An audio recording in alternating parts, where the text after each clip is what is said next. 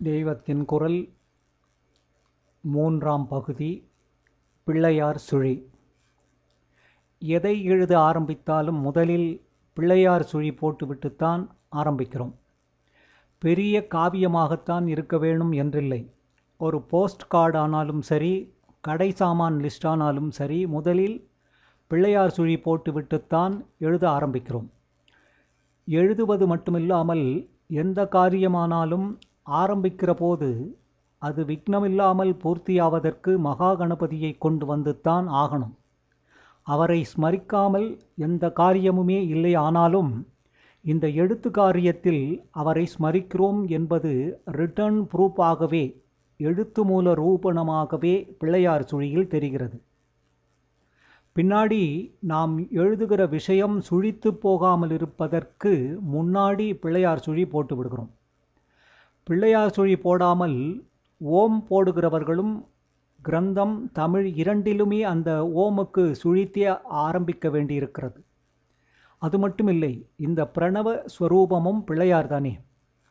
சுழி என்பது வளைசல், வக்ரம் என்பார்கள்.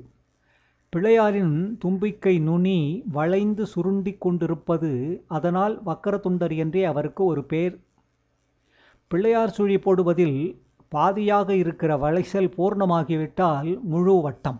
பூலோகமும் பல லோகங்களும் நட்சத்திர மண்டலங்கள் அடங்கியுள்ள பிரம்மாண்டமும் எல்லாமே வட்டமானவைதான். அண்டம் என்றாலே முட்டை என்றுதான் அர்த்தம். முட்டை வட்ட வடிவம்தானே. இந்த பூர்ண ரூபத்தை சைபருக்கும் சொல்வதுதான் ஆச்சரியம். பரீட்சையிலே கோழி முட்டை என்கிறோம். பூர்ணமும் பிள்ளையார்தான், சூன்யமும் பிள்ளையார்தான், உள்ளது அல்லது எல்லாம் பரமாத்மாதான் என்கிற மகா தத்துவத்தையே பிள்ளையார் சுழி காட்டுகிறது. காரியத்தை சைபர் பண்ணி கொண்டு வருகின்றவனை என்னடா சுழி என்று பிரகிருதத்தில், நடைமுறையில் சொல்கிறோம்.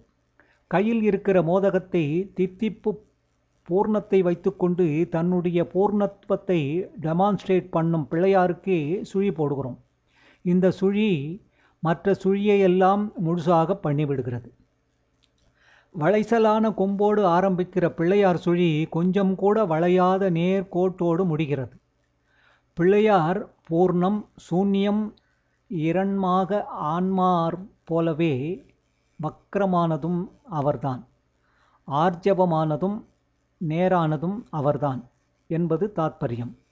வக்ரகுணத்துக்கு நேர் எதிரானதே ஆர்ஜவம் என்பார்கள். தமிழில் இதைத்தான் நேர்மை என்பதும், இங்கிலீஷில் ஸ்ட்ரெயிட்னஸ், ஸ்ட்ரெயிட் ஃபார்வர்டு என்கிறார்கள்.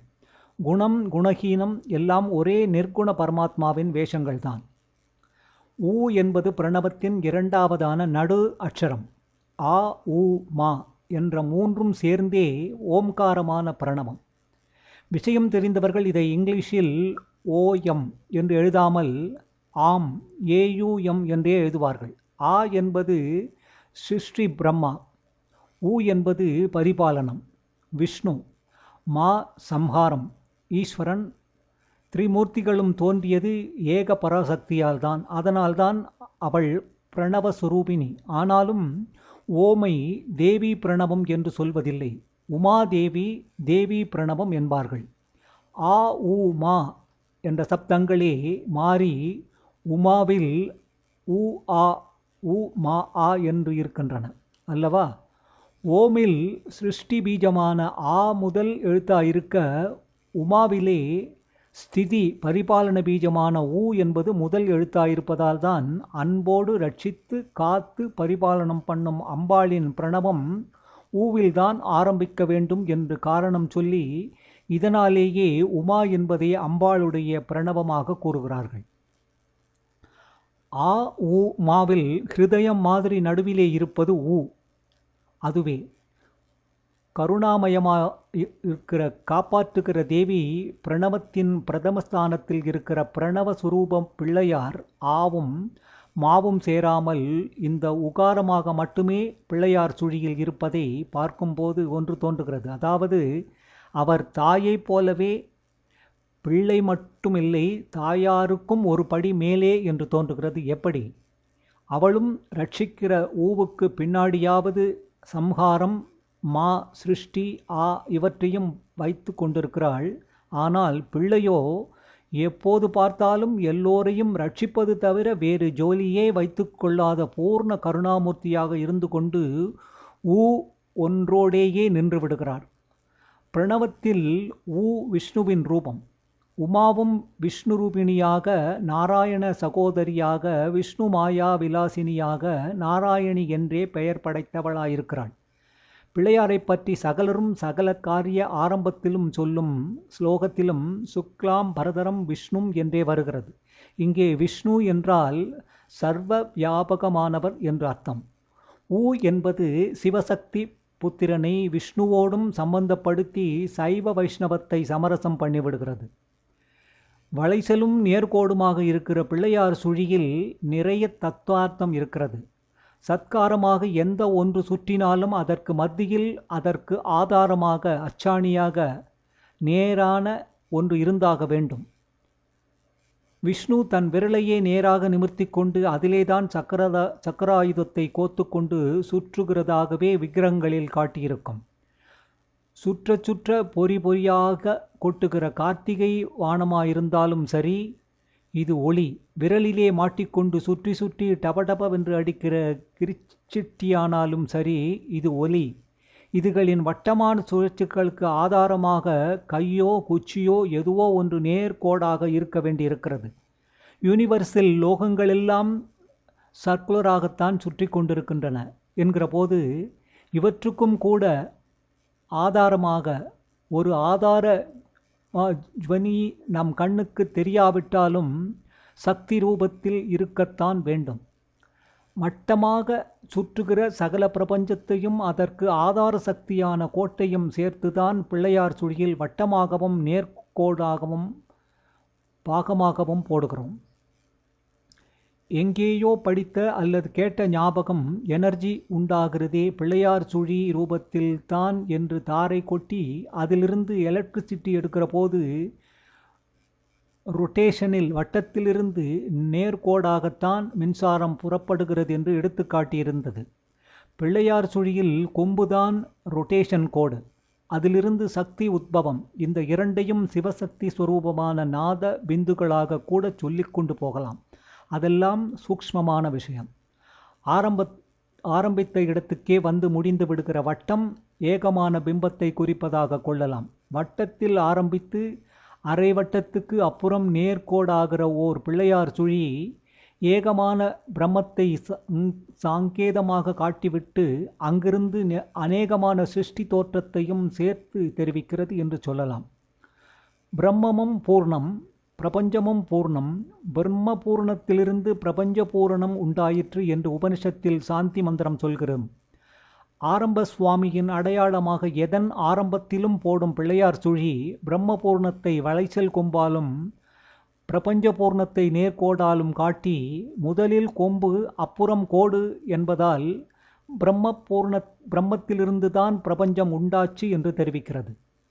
கொம்பு கோடு என்ற இரண்டு வார்த்தைகள் சொன்னேன். வேடிக்கையாக இரண்டுமே பிள்ளையாரின் தந்தத்துக்கு பேராயிருக்கின்றன.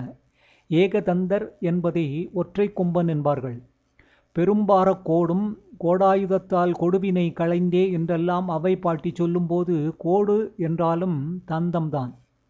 எப்பொழுதும் குழந்தையாயிருக்கிற சுவாமியை வேண்டிக் கொண்டதாலேயே குழந்தை பிராயத்தில் கிழவியாகிவிட்ட அவ்வை சொன்ன கொடுவினை என்பதன் ஜன்மாந்திர பாவங்களான பிராரப்த கர்மா, அந்த கர்மா எப்படியெல்லாம் நம்மை பழிவாங்க வேண்டும் என்று பிரம்மா நம் தலையில் எழுதியிருக்கிறார் என்று சொல்லி இந்த பிரம்மலிபி என்பார்கள். இதை பிரம்மலிபி என்பார்கள். தலைச்சுழி என்பதும் இதைத்தான். இந்த தலைச்சுழியையும் கழித்து விடுவது பிள்ளையார் சுழி. கோடாயுதத்தால் கொடுவினை களைந்தே என்கிறார்.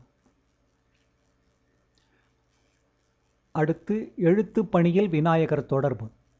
நாம் போடுகிற பிள்ளையார் சுழி ஒரு சின்ன எழுத்தின் மூலம் விக்னேஸ்வரரை சாங்கேதமாகத்தான் காட்டுகிற. வெளிப்படையாக பிள்ளையார் பேரை தெரிவிக்காமல், ஆனால் பழங்கால சுவடிகளை பார்த்தால் அவற்றின் ஆரம்பத்தில் வெளிப்படையாகவே ஸ்ரீ கணபதியே நமஹ என்று போட்டிருக்கும். எந்த காரியத்துக்குமே முதலில் கணபதியை பிரசாதமாக பிரார்த்திக்க வேண்டும் என்றாலும் இந்த எழுத்து வேளையில் மட்டும் அவருக்கு எதனால் தனி முக்கியத்துவம் என்று யோசித்து பார்த்தேன். இங்கே முதலில் சரஸ்வதியை சொல்லாமல் பிள்ளையாரை ஏன் சொல்ல வேண்டும் என்று நினைத்தேன். அவரை சொல்லும்போது விநாயகர், விக்னேஸ்வரர், வக்ரதுண்டர், ஹேரம்பர் முதலான மற்ற எந்த பெயரையும் போடாமல் கணபதி என்றே எந்த சுவடியிலும் போட்டிருப்பது ஏன் என்று யோசித்தேன். வித்வான்களுடன் டிஸ்கஸ் பண்ணினதில் ஒரு மாதிரி புரிந்தது. கண என்ற வார்த்தைக்கு உள்ளே அநேக அர்த்தங்களில் பாஷா சம்பந்தமாகவே ஒன்று இருக்கின்றது. ஒரே வித்துக்கு கீழே வருகிற எல்லா தாதுக்கள் அல்லது வார்த்தைகளை ஒரு கணம் என்று தொகுத்து வியாகரணத்தில் கொடுத்திருக்கிறது. இந்த கணங்களுக்கெல்லாம் அதிபதிதான் கணபதி. பரமேஸ்வரனுடைய பூதகணங்களுக்கு தலைவரானதால் கணபதி, கணாதிபதி, கணேசர், கணநாதர் என்றெல்லாம் அவருக்கு பெயர் இருப்பதோடு பத சமூகங்களுக்கெல்லாம் தலைவர் என்ற அர்த்தத்திலும் இப்படி பெயர் பெற்றிருப்பதால் தான் கணாதிபதையே நமக என்று போட்டு எழுத ஆரம்பித்திருக்கிறார்கள். விநாயகர் பிரணவஸ்வரூபம் என்றால் அந்த பிரணவம் தானே சகல சப்தங்களுக்கும் வார்த்தைகளுக்கும் ஆதாரம். அதனால் அவரை பத சமூகங்களின் அதிபதியாக கொண்டு எழுத ஆரம்பிக்கும் போது முதலில் நமஸ்காரம் தெரிவிப்பது பொருத்தம்தான். இன்னொரு காரணம் கூட சொல்லலாம். அவரே பெரிய எழுத்தாளராக இருந்திருக்கிறார். லோகத்திலேயே பெரிய புஸ்தகம் எது என்றால் மகாபாரதம்தான் என்று எல்லோரும் சொல்வீர்கள். யாராவது ஏதாவது நீட்டி முழுக்கினால் அந்த மகாபாரதமெல்லாம் வேண்டாம் என்கிறோம். 1,00,000 கிரந்தம் கொண்டது பாரதம். பஞ்சமோ வேத, 5வது வேதம் என்று அதற்கு பெயர். மற்ற 4 வேதங்கள் எழுதா கிளவி, எழுத்தில் எழுதப்படாமல் காதால் கேட்டு மனப்பாடம் பண்ணியே ரட்சிக்கப்பட வேண்டியவை. 5வது வேதமான பாரதம் தான் எழுதி வைக்கப்பட்டது. வேதவியாச பகவான் சொல்ல சொல்ல அதை சாட்சாத் மகா கணபதி தான் மேரு சிகரத்தில் எழுதினார். அதனாலே அவர் எழுத்தாளராகிறார். ஸ்ரீ பெரியவர்களின் இந்த உரையாடலில் கலந்து கொண்ட ஒரு பக்தன், எழுத்தாளர் என்பது மூல ஆச்சாரியருக்காக பிள்ளையார் அவர் கூறியதை எழுத மட்டும் செய்ததால் அவரை எழுத்தர் என்று சொல்லலாம் என்றும் கூற பெரியவர்கள் தொடர்கிறார். பிள்ளையாரை எழுத்தாளர் என்று சொல்லப்பட்டது என்றால் எழுத்தர் என்று நிச்சயமாக சொல்லலாம். இங்கிலீஷில் ரைட்டர் என்றால் ஒரிஜினல் ஆத்தர், அதை எழுதிய காப்பியிஸ்ட் என்று 2 அர்த்தமும் ஏற்படுகிறது. ஆனால் பிள்ளையார் ரைட்டர் என்று சொன்னால் அந்த ஆட்சேபனை வராது. அவர் எழுத்தாளராயில்லாமல் எழுத்தராக மட்டும் இருந்தாலும் கூட சுவடிகளில் முதல் நமஸ்காரம் பெரிய குவாலிஃபைட் ஆனவர் அவர்தான். எப்படி என்றால் இந்த சுவடிகளை எழுதினவர்களும் ஒரிஜினல் ஆசிரியர்கள் இல்லை. பழங்காலத்தில் கிரத்தா ஒருவராகவும் அதை அவர் சொல்ல சொல்ல எழுதுகிறவர் இன்னொருவராகவும் இருப்பார்கள். அப்போது ரொம்பவும் படித்தவர்கள் கூட எழுத தெரிந்து கொண்டிருந்தார்கள் என்று சொல்ல முடியாது. காப்பிகிராபிஸ்ட் என்கிறார் போல அழகாக எழுதுவதற்கென்றே கணக்கர்கள் என்று தனியாக சிலர் இருந்தார்கள். அந்த நாளில் எத்தனை பெரிய சாஸ்திரமானாலும் வித்தியார்த்திகள் படித்தும் எழுதியும் அபியசிப்பது என்று இல்லை. குரு வாயினால் சொல்கிறதை சிஷ்யன் காதால் கேட்டு திரும்ப திரும்ப வாயால் தானும் சொல்லி சொல்லி நெற்று போட்டு எல்லாவற்றையும் மனப்பாடமாகவே கற்றுக்கொண்டான். ஆனாலும் ஒரு காப்பாக சுவடி எழுதுவதற்கென்றே இருந்தவர்களை கொண்டு ஏட்டிலும் எழுதி வைத்து கொண்டார்கள். இந்த கணக்கர்கள் பாரதத்தை எழுதி வைத்த கணபதியையே தங்களுக்கு முதல்வராக நினைத்து முதல் நமஸ்காரம் தெரிவிப்பது நியாயம்தான். தன் தந்தையே உடைத்து அதை எழுத்தாணியாக கொண்டு எழுதினார். யானையின் பெருமைக்கு முக்கிய காரணமே தந்தம்தான். இறந்தாலும் 1000 பொன் என்பது தந்த மதிப்பை வைத்துதான். அப்படிப்பட்ட தந்தத்தையே லோகத்தில் தர்ம நூல் தெரியணும் பரவணும் என்பதற்காக முறித்து பரம கருணையோடு விக்னேஸ்வரர் எழுதி வைத்தார். பிரணவஸ்வரூபமாகவும் தெய்வங்களின் அக்ரஸ்தானம் வகிப்பவராகவும் சாட்சாத் பார்வதி பரமேஸ்வரனின் ஜேஷ்டகுமாரராகவும் இருக்கப்பட்ட மகா கணபதி தர்ம பிரச்சாரம் பண்ணணும் என்பதற்காக வியாசருக்கு குமாஸ்தாவாக கிரைபாக தம்மை குறைத்து கொண்டு பாரதத்தை எழுதினார். நடராஜாவே மாணிக்கவாசகர் பாட பாட எழுதினார்.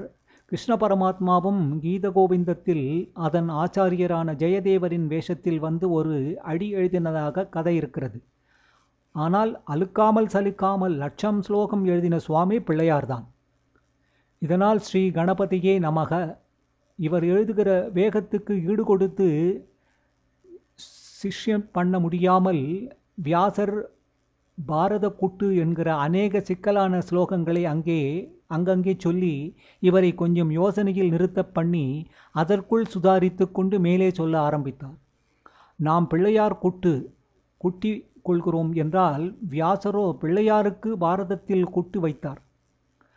கன்னட பாஷையில் குட்டு என்றால் ரகசியம், மர்மமான புதிர். அநேக கன்னட வார்த்தைகளை தமிழில் எடுத்து கொண்டிருக்கிறது. அதனால்தான் தமிழில் கூட குட்டு உடைஞ்சு போச்சு என்கிறோம். பிள்ளையாருக்கே கொஞ்சம் புதிராக வியாசர் பண்ணின ஸ்லோகங்களுக்குத்தான் பாரத குட்டு என்று பேர். ஆனாலும் அவர் ஞானஸ்வரூபமானதால் அடுத்த க்ஷணமே அவருக்கு குட்டு உடைஞ்சுபடும். மறுபடி எழுத ஆரம்பித்து விடுவார். அப்படிப்பட்டவரை ஸ்மரித்து விட்டு எழுதத் தொடங்கினால் எந்த சிக்கலான விஷயமும் நொடியில் தெளிவாகி மேற்கொண்டு எழுதி கொண்டு போக முடியும் என்ற நம்பிக்கை ஸ்ரீ கணபதையே நமக என்று ஆரம்பித்தால் உண்டாகும். பாரத குட்டுக்களில் ஒன்றின் சுவையான விளக்கம் கவிச்சாதுரியம் என்ற உரையில் பாரத குட்டுக்கள் 1 என்ற பிரிவில் காணலாம். தெய்வத்தின் குரல் 2ஆம் பாகம், சந்தஸ் வேதத்தின் பாதம். இதில் வேத சப்தமும் பிறமொழி சிறப்பும் என்பது பற்றி பார்த்து கொண்டிருந்தோம். இதில்